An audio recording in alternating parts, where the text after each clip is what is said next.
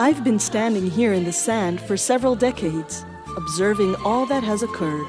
In the past, people ate my fruit, rested in my shadow, and used my branches for building. I am the sycamore tree. Surrounding me were vast spaces of sand and traveling dunes originating from the Ethiopian mountains. The grains of sand eroded from these mountains, traveling a long way upon the waters of the Nile and its delta into the Mediterranean Sea. The wind carried them to the coastal plain of the land of Israel, the area where Holon and Hosmasa are situated. For generations, many animals inhabited this sand, and different plants thrived in it.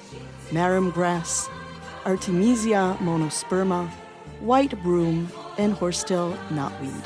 Among the animals that can be found here are the gray monitor, the crowned leaf-nosed snake, the Dipodidae, the long-eared hedgehog, foxes, and even gazelles. I remember around the mid-30s of the previous century, after Green and Moledet neighborhoods were built, Shimon Yavitz and Yaakov Nierenburg, the founders of Agrobank neighborhood, arrived here. They were looking for a source of water for the new neighborhood.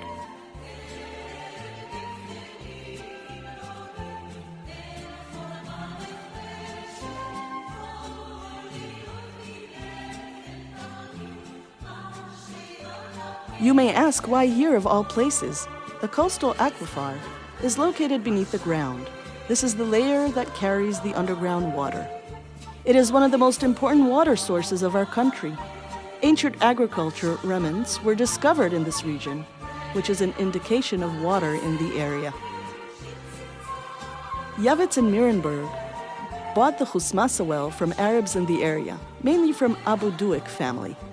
The well supplied water for cattle and land. We are now sitting above this well. What does the word Hosmasa mean? The name most probably derives from Arabic and refers to red loam, red soil which combines sand and stones, found under the sand. Dust and crushed snails penetrated into the soil during the rain. This mixture prevents rainwater from seeping through and plants from taking root in the soil. Audibly, the word Hosmasa echoes the Hebrew word chasam, which means to block. Indeed, this soil is hard and not good for cultivating.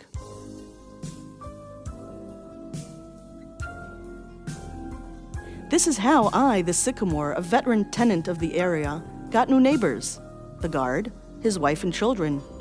Although the guards were replaced from time to time, but one thing remained the same, and that is the quiet and mystery of this place.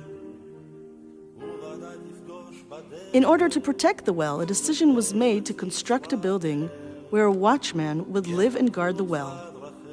Why is there a need for a guard as well? It's important to understand that this was the time prior to the establishment of the State of Israel. The country was under a British mandate which was supposed to prepare the two nations, the Jews and the Arabs, for sovereignty. A long struggle began between the two nations, while the British were the go-between. At times, the struggle deteriorated to violence, attacks and harmful acts towards the Jewish settlement. Therefore, a guard was placed in order to prevent any harmful acts. In 1936, the British founded a police force known as the Settlement Police under their patronage, and provided it with weapons, uniforms, and salaries. Part of this arrangement constituted the Jewish Guard Brigade Force, the Notrim, whose purpose was to protect the Jewish settlements from the Arabs. These guards, also known as the Gafirim, took advantage of the arrangement and served at the same time in the legal police force and in the Haganah underground organization. They protected the roads, the fields, new settlements, and covered up operations of illegal weapons and equipment. Let me tell you a little about the Haganah. This organization, founded in the summer of 1920, operated covertly in order to protect the Jewish settlements. Young and old, men and women joined its ranks, many of them volunteers. Later on, it developed into the IDF, the Israeli Defense Force Army. What is the connection between the Haganah, the Notrim, the British, and Hosmasa? Hosmasa was a mysterious, distant, quiet place. This is why it served as a training area for thousands of Haganah members, mainly from Tel Aviv and the center of the country. Here, they didn't raise any suspicion and weren't detected by the British or Arabs, whilst the Jewish settlement was unaware of their existence. After work hours and on the weekends, they came here and to the Moledet area to train and learn field training, scouting, self-defense, topography, use of weapons, assembling and dismantling of weapons, firefighting, protecting posts, and so on. The Davidka mortar, built by David Leibovich from Mikveh Israel, was even tried out here in the sand dunes, because at this location, no one would hear the deafening sound it made. They were able to hide their training, but what about the equipment? The equipment was hidden in Slik, hiding place, just like Hosmasa itself was a hiding place. Weapons, ammunition, and documents were hidden in the Slik. Where do you think they hid the Slik? They were hidden all over Holon, in houses and basements. However, Hosmasa had a very special hiding place, the well. A long pipe was put inside the well, and weapons were hidden inside that pipe. Another innocent hiding place was the garden surrounding the building, a slik. A big water tank was put below ground level. The slik had a hitch, which weapons and ammunition were passed through. The trainees used these weapons and put them back when they were done training. How did the trainees keep out unwanted visitors? When there was a dangerous possibility that they might be detected, the guard's wife would exchange the hanging white laundry with colored laundry. This is how the trainees knew they needed to disguise themselves and act as scouts who were studying the sandy area, its animals, and plants. One day, on the 29th of November 1947, I heard cries of joy from the neighborhoods close by: Green, Moledet, Kiryat Avoda, Agrobank, Ha'am. The joyous shouts were due to the United Nations decision to divide the country into two states, Jewish and Arab. The happiness did not last long, not even for a day. The War of Independence broke out the next day. Arabs blocked the roads and paths, preventing passage from one place to another, including the main essential road between Tel Aviv, Jerusalem, and the Negev. This road was a major lifeline. It allowed transportation of people, food, equipment, medical supplies, newspapers, and ammunition. This road enabled the center of the country to communicate with besieged and distant settlements. On the morning of the 22nd in January 1948, an open van carrying guards was attacked. 7 guards were killed near Yazur, a Zur of today. This incident expedited the need for an alternative safe road.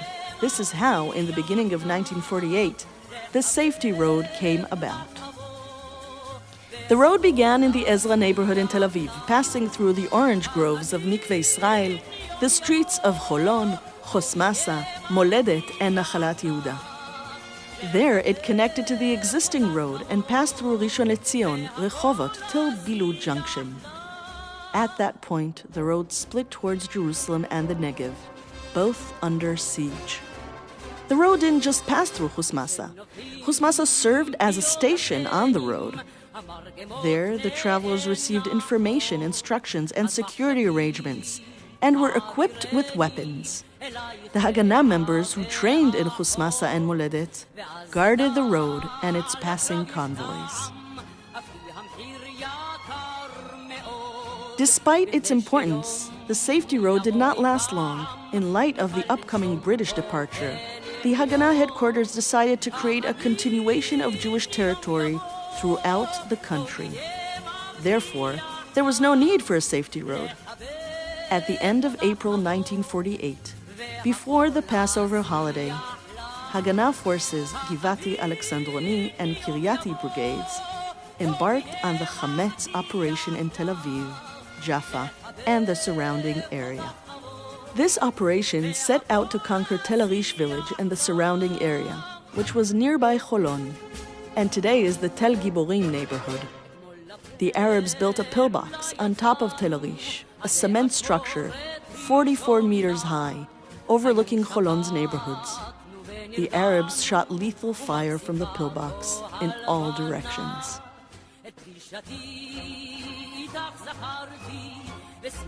The fighters captured Tel Arish, but the Arabs managed to recapture it. The number of our casualties was 21 dead, 7 missing, and about 100 injured. The battle is known for its heroic acts. Upon the capture of the entire area, there was no more need for the safety road.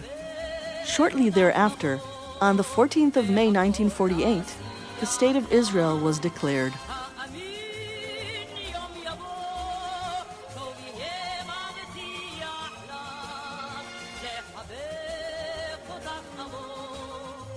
What about today?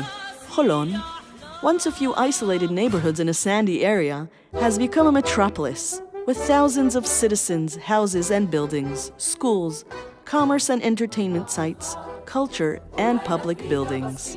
I, the Sycamore, still recall those days, the guard and his family on top of the watchtower of Hosmasa, the training days, the quiet and the mystery, and the well that keeps the secret of the establishment of our future state.